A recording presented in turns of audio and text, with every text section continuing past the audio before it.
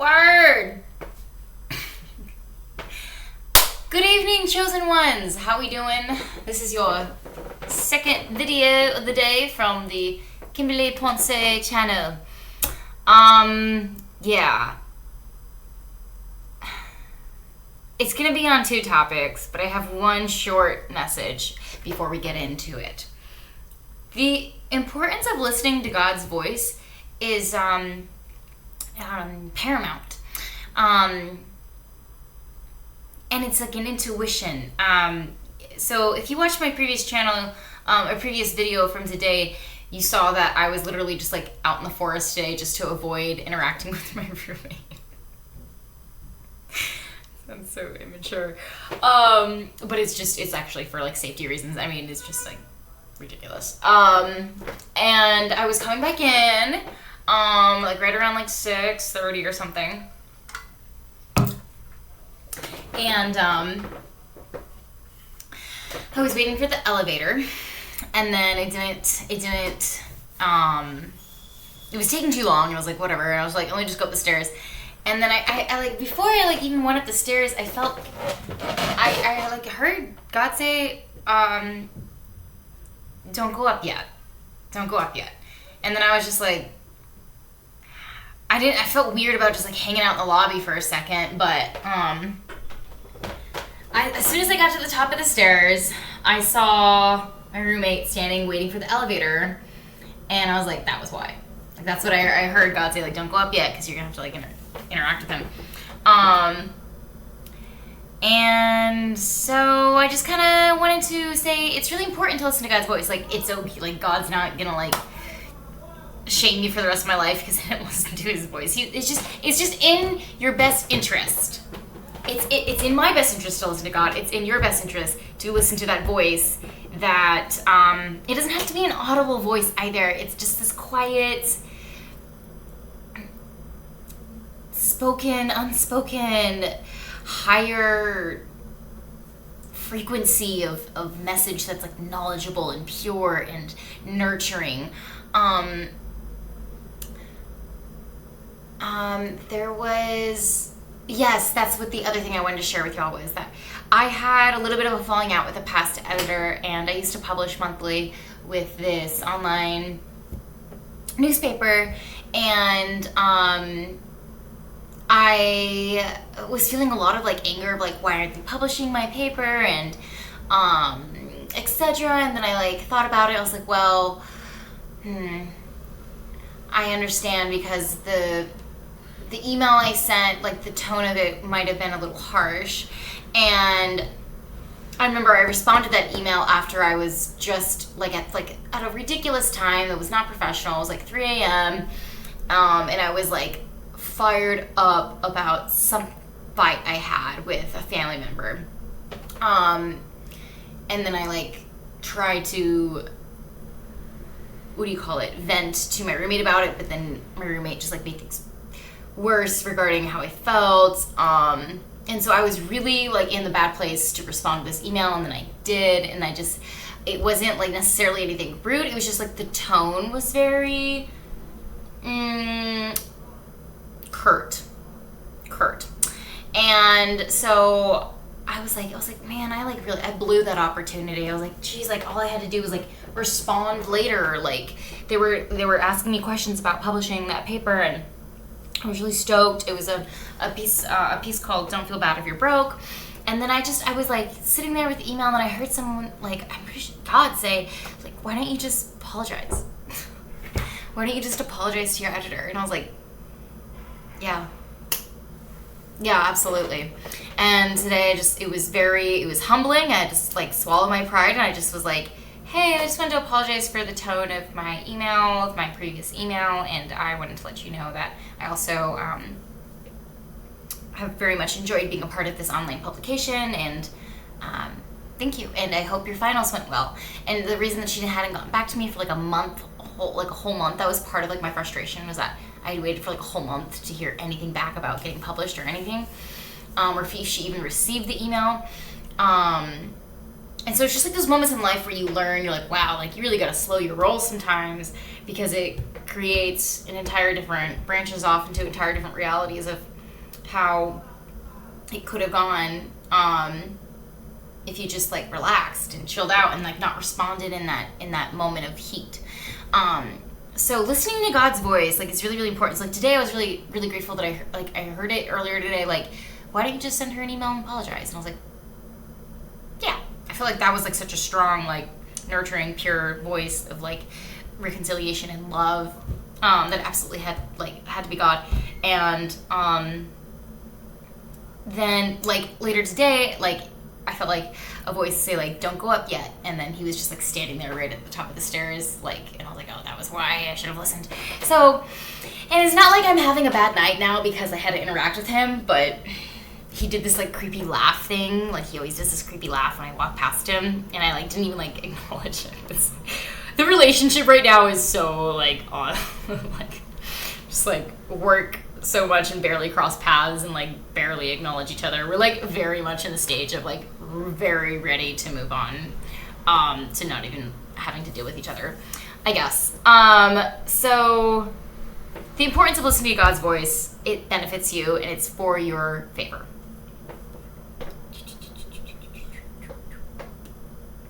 Now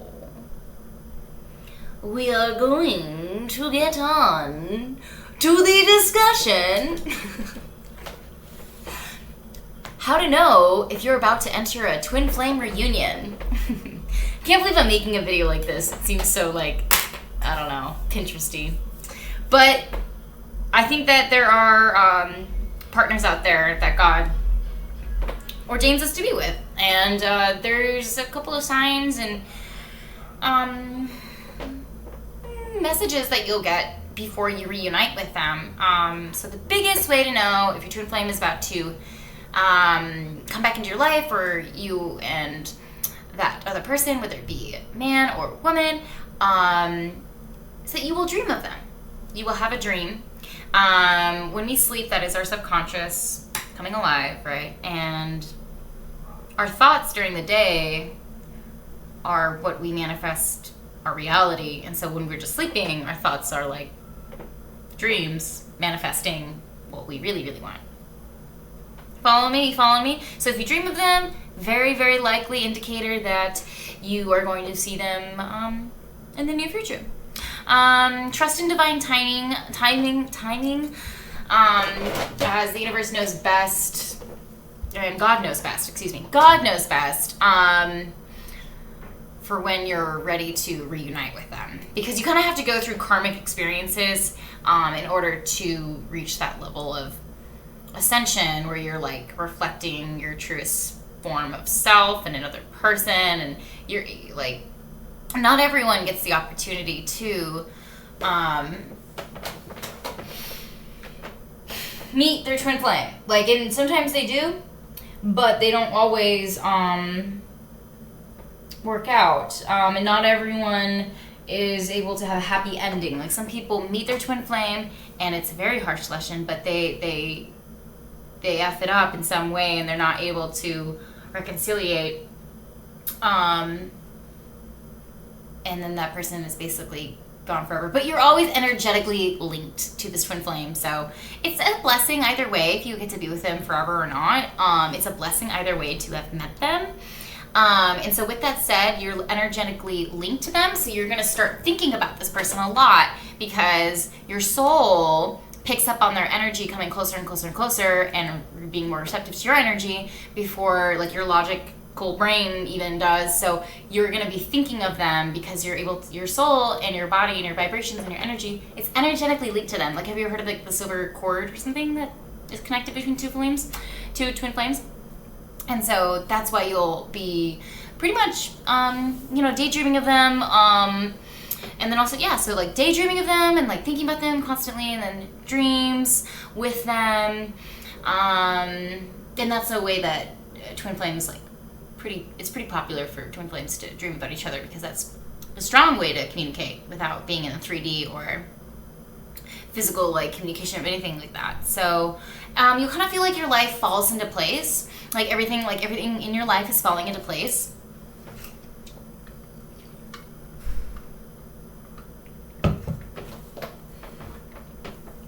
Your girl still fasting, and I was thinking about making a coffee before this video, but it's cool.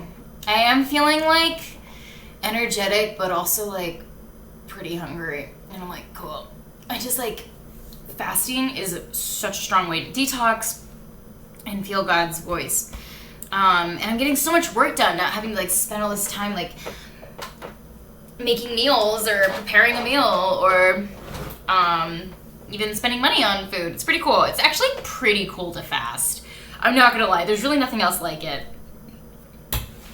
You know what I mean?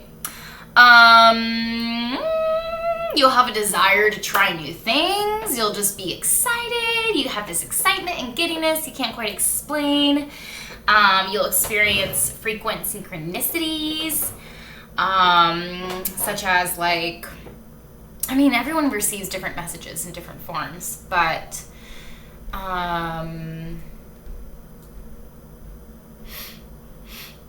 for me, yeah, angel numbers, like today I saw 555 again and 1111, and I was like, cool, that's so dope, that's awesome. So people see different numbers or different synchronicities. It could be symbols that you see over and over. You'll get like a whole new sense of calm, like just like this feeling like your ego will be like less important right around the time that you're about to reunite with your twin flame. And you will also begin to like have this like gut feeling, just like a gut feeling. You're like, someone important is very near and they're about to come into my life. You keep thinking about them. I know I saw like a dove symbol the other day. I'm just like trying to take a look at my notes, make sure I get this. Oh, you'll have like a consistently elevated mood, and like confidence in your work and everything in your life. You had to have done the work individually in order to get to this point. So everything in your life is actually going to be pretty peachy keen. Your personal life is going to be like on the up and up. In alignment, so you're killing it at work, you're killing it at the gym, you're killing it with eating well, exercising well, sleeping well, you're taking care of yourself, everything's in alignment, and then that person is ready to come into your life because you love yourself enough to care for yourself to the utmost level that the other person is like, yeah, that's damn attractive, and then they're like, well, I feel this way too, and then that's just like when God is like, okay, you guys are ready to be together now. Does that make sense? I haven't ever done a twin flame anything video before, but it was coming to me in the forest today. I don't know. I also, for the latter half of this video, would like to do tips on how to avoid burnout. So it's like twin flame reunion video, but also how to avoid burnout. And I wanted to do this personally because I was writing out my schedule for the next 8 weeks. This is a really dope planner really cool planner that my friend Ponce got me. He's my rowing teammate. He was the coxswain for Portland State University. That's the person in the boat that's in the front that yells at all the other rowers. Cool guy. So here's second week, third week, fourth week, midterms, fifth week, more midterms, working full time, good God. Week 6, week 7, and week 8, and then I'm off to the West Coast again at the end of this camp that I'm working for, recreational children's camp. It's just a day camp. It's not an overnight. I think, Jesus, I would probably wouldn't make it out alive if I had to stay overnight at a camp and be paid to make sure kids are safe overnight. It's just a day camp. They do have bunks that we decorate and stuff, but yeah, it's gonna be a lot. That's why I wanted to do a video on burnout. And I'm also gonna be a bus leader, so I'm making sure that every kid gets picked up from their parent. The bus that I'm in charge of gets picked up and then returned back safely at the end of the day. So I'm managing the commute there, knowing who has motion sickness where they need to sit, who has to request to sit next to a friend, who has an allergy. And making sure that they get to camp safely. I like mark absent or present, and like I'm gonna be bus mama. Like I'm gonna be like in charge of this entire bus of kids to get to camp upstate and return them back. I'm not gonna be driving the bus. I'm just gonna be the bus. Can you imagine? I don't know why that makes me laugh. That would be insane. I could never. I don't know, that makes me laugh. It just makes me think of that scene in Shang-Chi, the Marvel film about the magical 10 bracelets. The guy's like, I'm not gonna volunteer to drive the bus. Every time I drive the bus, I get yelled at. It's a good movie. If you haven't seen that movie, it's really good. And that girl, Katie something, is in it. She's really funny. She has that cute, raspy voice. And there's a lot of really awesome, sick fighting scenes. I love that movie. I might watch it tonight. Yeah. So, Burnout. I'm not going to be driving the bus, but I'm going to be making sure that the kids get to the camp. Say hello to parents, and then I'm going to be working the science part of camp. And doing that for 8 hours, or 7 hours, and then make sure that the kids get back to their parents and say goodbye. Okay, see you tomorrow, every single day, Monday through Friday, for 36 business days straight. So, yeah, I get the weekends, but I'm also going to be full-time school. And so I have class twice a week, every week, Monday and Tuesday. And so I just really went for it with my planner, and I scheduled gym time and homework time and time to tan and time to massage. So I'm scheduling my moments of self-care. And then I also have scheduled physical therapy. So that's more self-care. I'm taking care of myself. That's when I can reflect and regroup and relax. And those are the 3 R's to avoid burnout. Reflect, regroup. I'm already burning out thinking about the top 3 R's. Reflect. Oh, and relax. I'm cracking myself up tonight. Yeah, so that's what you gotta do in order to avoid burnout. You gotta schedule that time in to relax. Or else you're just gonna be a workhorse all day long, every day. That's no way to live. That's no way to live. It's good to stack the money. Go for it. Amen. Amen, brother, amen, sister, who's out there working 80-hour weeks and stuff, but you gotta schedule that time in for relaxation. And work-life balance is a huge part of avoiding burnout. And that way you feel like you can have control over your work and avoid disillusionment with who you work with, and because we've all had those jobs where we show up and as soon as we get there, even the smell of the building, the look of the steps on the way into the building, the sound of the door opening, you're like, God, I don't want to be here. I hate it. When do I get to go home? We've all had those jobs. And give yourself a pat on the back if you've made it out of that and you're onto a better situation now, So burnout, it's real. And anyone can burn out, especially in America right now. Stress is a killer. Stress kills people. We don't talk about it, I don't think, that much, but I made sure to plan out everything for 8 weeks, even when I do laundry. And then it's 6 a.m. it says YouTube. And then at the end of the day too, it says YouTube. So I want to try and do 2 YouTube videos a day, which, they don't need to be 20 minutes. It can be 10 minutes.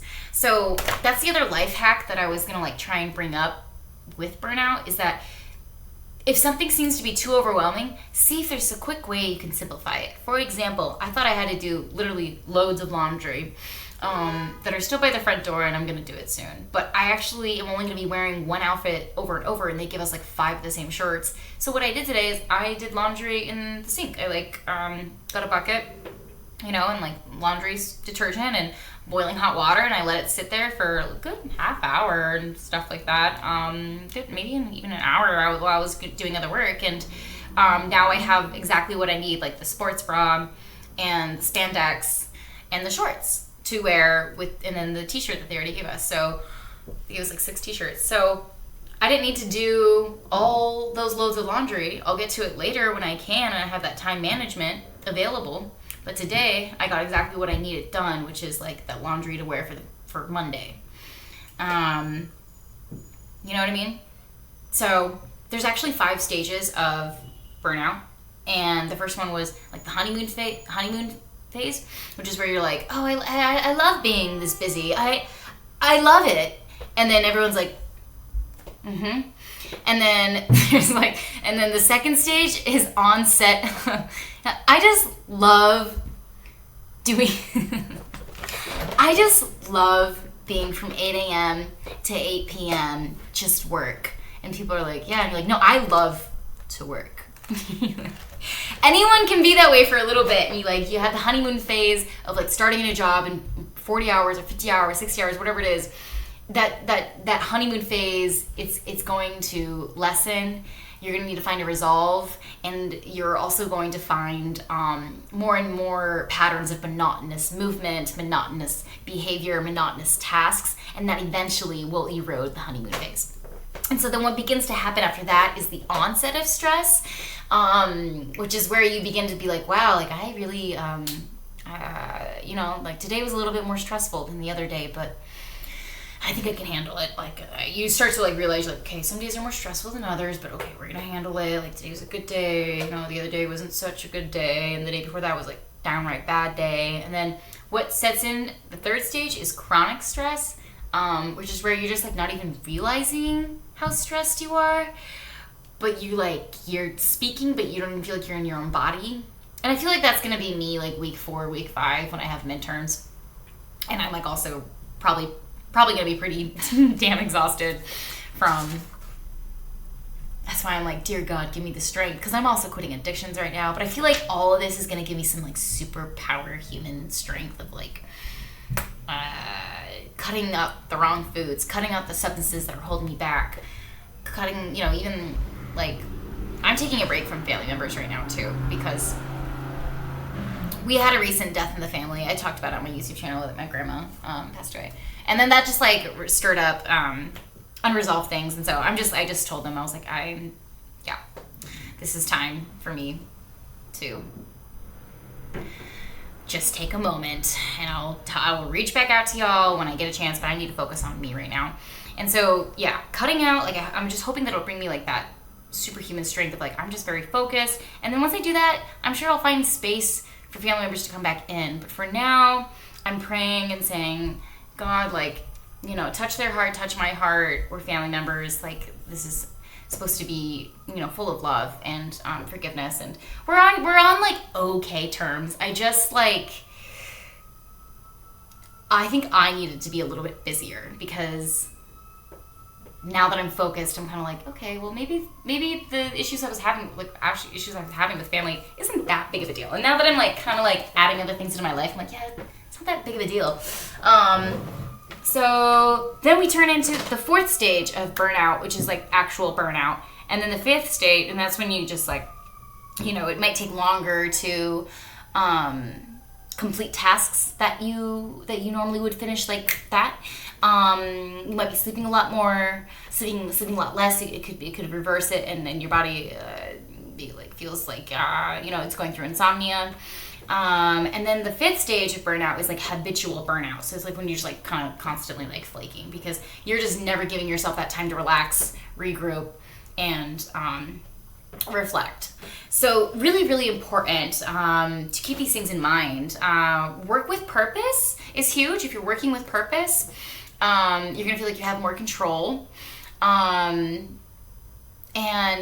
like you feel like you're a part of a team, like you're working with that purpose. You're like, why am I doing this? What is my why? And so for me, the reason why, like the thing I know I'm gonna tell myself when I start to get really exhausted and stuff like that, I'm like fed up, and like I know there's gonna be some times in the summer I'm just like, it's hot and kids are screaming and I'm expected to do this, and then this kid needs an EpiPen all of a sudden. Like, there's gonna be, God forbid, hope not, but like, there's gonna be some very high moments of stress. I'm gonna remind myself, this is your way of being able to afford braces. This job, I'm literally working this job so that after this, I can get braces, because I think they're really cute and nerdy, and they're just so cute and nerdy. I love braces. Like, and then I love like going to the dentist and being like, I don't know. So this is like my job that if I do it, like complete it, which I will be able to afford braces. I'm super excited.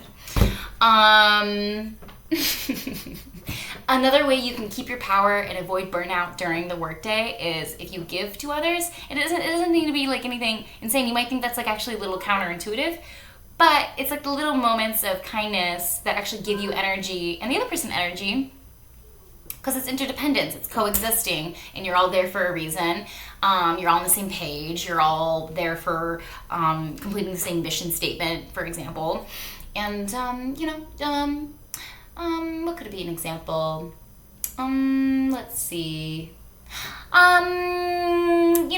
You could say, listen, I see that you're in the middle of your lunch. Let me go ahead and delegate this task to somebody else, even though the director said that this is for you. I'm going to go ahead and see if there's another way that we can get another employee to achieve this task and execute this task, because you just sat down for your lunch. They'll be like, thanks, Kim. That's really nice of you. And I'll be like, no problem. So, and then fourth, exercise regularly. Regularly exercise regularly. Huge benefit to this. That is your time to literally be a human. And just what is it? What is the word? Like, you can just be in your own body and just feel like the weights in your arms, you're lifting or something, or whatever it is. Like, that's just your time to, like, if you even want to space out in front of the dumbbells for a little bit, that is just your time to be like, I'm a human. And it can be, I'm trying to think of the word right now. Humane. It's like your human time. Exercise regularly. It's like, I want to say like barbaric, time to be barbaric, but it's like your time to just be like unapologetically human and like put energy back into your body after it's worked for you all day. But don't go too hard, at the gym after work. Try to just pay attention to it. Like, that's your time to be like human. The word's not coming to me exactly, which is really frustrating, but basically exercise regularly. It might be counterintuitive. You're like, well, I'm working so hard, I'm working out. Be like, actually, that's your time of reflection and regrouping, to elevate your body and get those muscles worked out, and like paying attention to what areas of your body need to be worked out more, where you need to go easy. If you feel pain, back off. We only have one body. And then the sixth note to avoid burnout is to embrace your stress. You're like, yeah, I'm a stressed out bee right now. I'm a stressed monster. You just like manage your stress. So like for me, I know that whenever I need to, like, if somebody, like, there's gonna be somebody that annoys me, I just know it, like, because there's like literally over 500 people that are hired.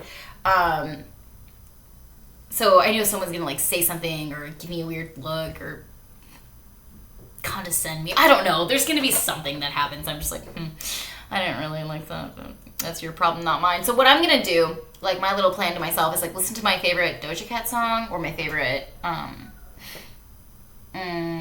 Fleetwood Mac song, Rhiannon, or like a Tom Petty song like Mary Jane's Last Dance, or a song that I've never even heard it before. I also really love Sidhu. He sings in Sanskrit or Hindu. He's an artist that, like, I don't even understand like what he's saying because I don't speak Sanskrit. But I love his music. And so, like, listen to his song, like, in order to manage your stress. So how do you manage your stress? What are ways that you manage your stress? Because that's a real thing. You're going to have stress. How do you manage it?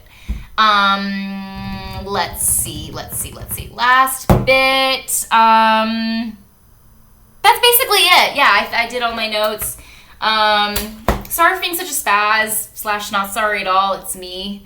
ADHD with my points being all over, but I think it's organized enough, and you guys rock. Thanks for listening to this message. On the beginning of it was, listening to God's voice. It'll be a favor for you, and it'll benefit you to listen to his voice and be obedient to his voice. That's what I need to do.